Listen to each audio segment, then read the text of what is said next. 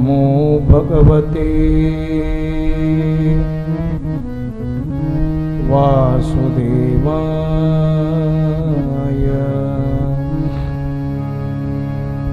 ब्रह्मानन्दं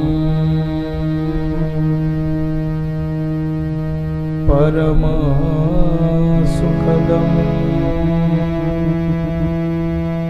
केवलं ज्ञानमूर्तिं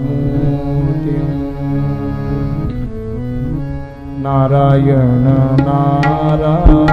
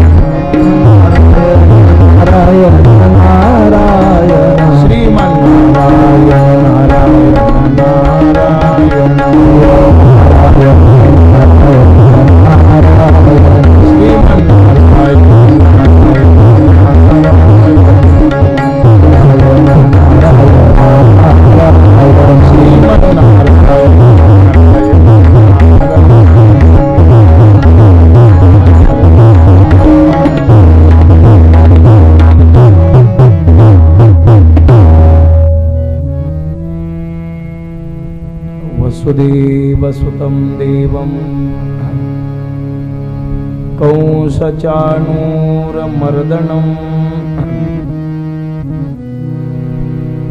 देवकी परमानन्दं कृष्णं वन्दे जगद्गुरुं। कृष्णाय वासुदेवाय हरये परमात्मने प्रणतक्लेशनाशाय गोविन्दाय नमोऽस्तुते। नारायणं नमस्कृत्य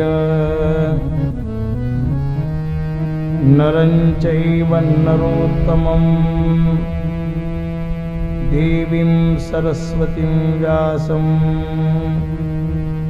ततो जय मुदीरयेत।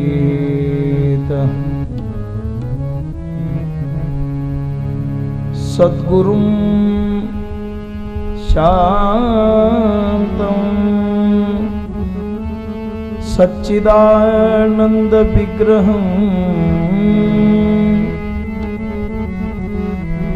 पूर्ण ब्रह्म परानंदम्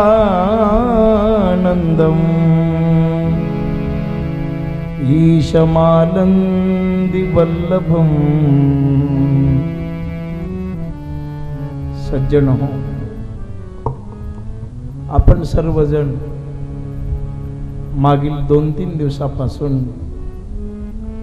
या श्रीमद भागवतांतर्गत एकादश स्कंदाचं चिंतन करत आहोत।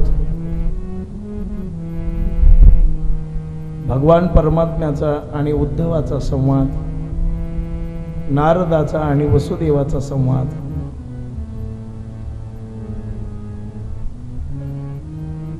जो संवाद अवधूतांनी यदुराजांच्या समवेत केलेला आहे।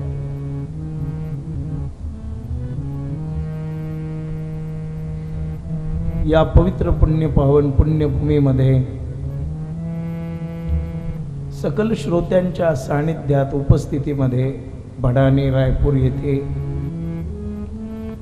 की जी भूमी रामचंद्र प्रभूंच्या पदस्पर्शाने पुनीत झालेली आहे,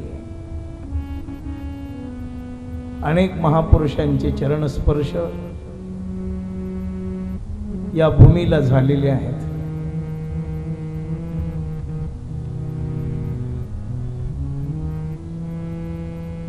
सर्व साधकांच्या द्वारा अधिक मासाच्या निमित्ताने या पवित्र पर्व काळावर आपली ही पवित्र साधना इथे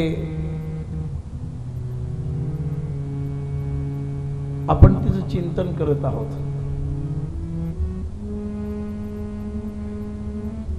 आपलं काहीतरी परम भाग्य, आपली अनंत जन्माची पुण्य की आपल्याला या पवित्र पर्व काळावर भगवत चिंतन करण्याचा योग निर्माण झालेला आहे। वास्तविक दृष्ट्या आपल्या जीवनाच्या कल्याणासाठी, संपूर्ण विश्वाच्या कल्याणासाठी परमेश्वराने आपल्याला दिलेली संधी म्हणजे मुळात मनुष्य जन्म आहे की हा मनुष्य जन्म आपल्याला परमेश्वराने दिला। ही एक सगळ्यात मोठी संधी आहे की हा जन्म पुन्हा पुन्हा प्राप्त होणार नाही आपल्याला। जसे एका सुभाषितामध्ये वर्णन केलेले, दुर्लभो मानुषो देहो देहिनाम क्षणभंगुराः तत्रापि दुर्लभम मन्य वैकुंठ प्रिय दर्शनात। मनुष्य जन्म मिळणं मुश्किल आहे आणि तो सहज आपल्याला प्राप्त झाला म्हणजे परमेश्वराने आपल्याला मनुष्य म्हणून पाठवलं, याचाच अर्थ असा आहे की आपली अनंत जन्माची पूर्वपुण्यही काहीतरी असली पाहिजे। आपलं काहीतरी अनंत जन्माचं भाग्य असलं पाहिजे की आपल्याला हा मनुष्य जन्म प्राप्त झाला। जसं नारदानी भक्तिसूत्रामध्ये वर्णन करताना केलेले ना, मनुष्यत्वम मुमुक्षत्वम महापुरुष संश्रयाः दुर्लभो त्रयमेव तत्। 3 गोष्टी दुर्लभ आहेत, त्याच्यामध्ये मनुष्यत्व,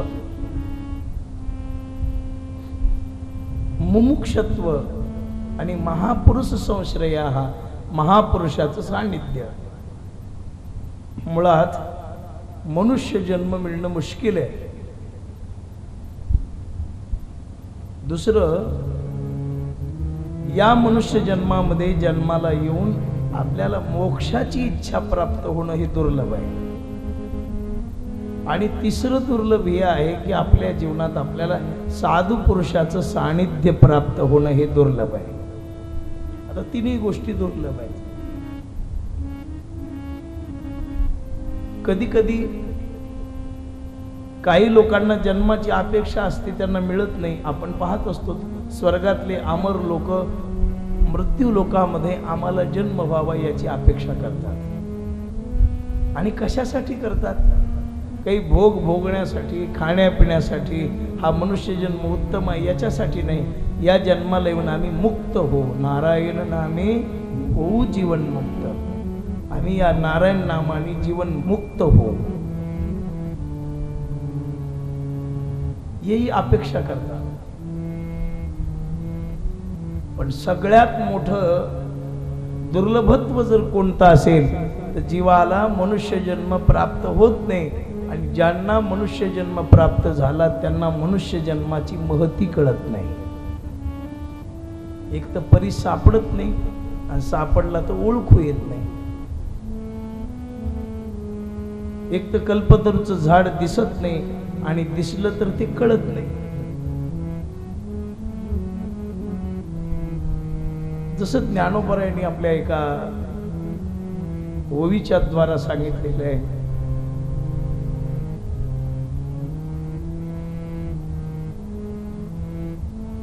बांधिला परसू तोडीला गळा शोधिका लाभे.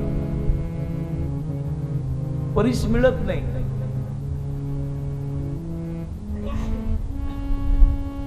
पण मिळालेला परीस कळत सुद्धा नाही. कधी कधी एखाद्याला प्राप्त होतो. असं थोडंच आहे की या काल्पनिक गोष्टी नाही. चिंतामणी, परीस, कल्पतरू हे काही काल्पनिक नाही. कुठेतरी या वस्तू आहेत जगामध्ये, पण त्या दुर्मिळ आहेत, दुर्लभ आहेत.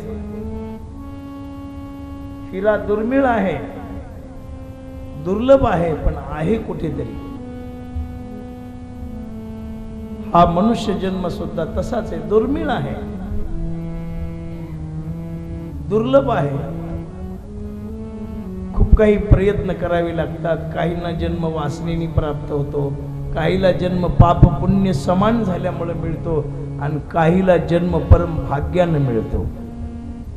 मनुष्य जन्मात येणारे 3 वर्ग आहेत. पहिला वर्ग आहे की काहीतरी कर्म शिल्लक राहिलेलं असतं, आणि पदक्रमाने 83,99,999 योनी भोगल्यानंतर एकदा मनुष्य जन्म प्राप्त होतो.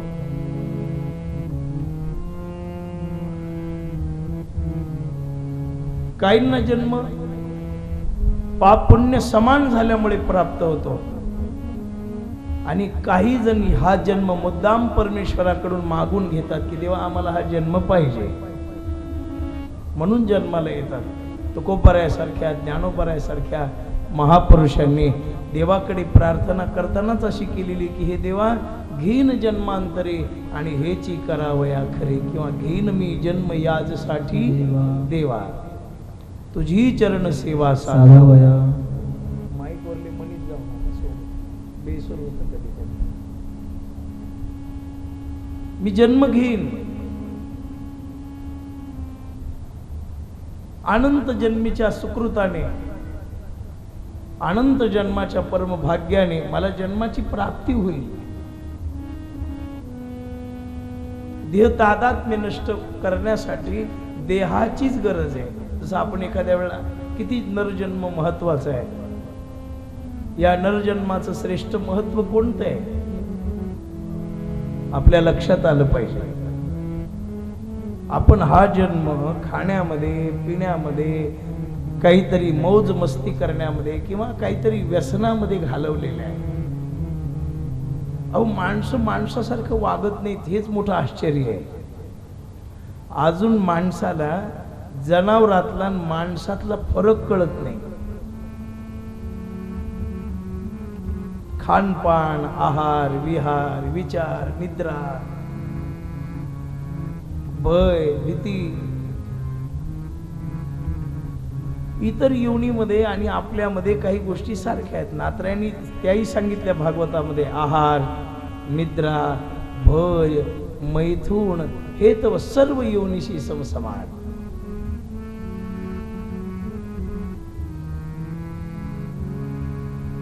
सर्व सारखं आहे.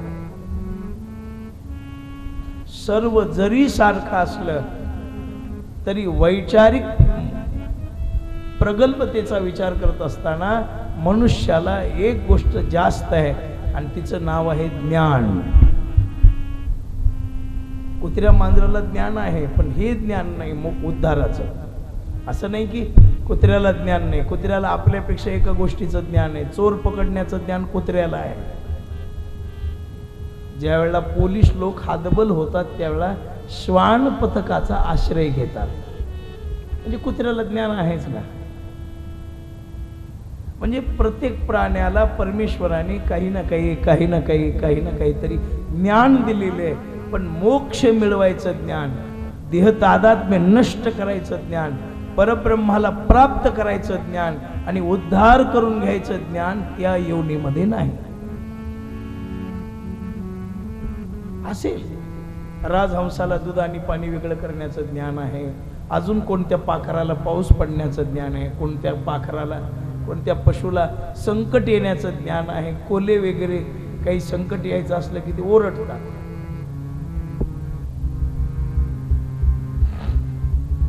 ज्ञान आहे, नाही असं नाही.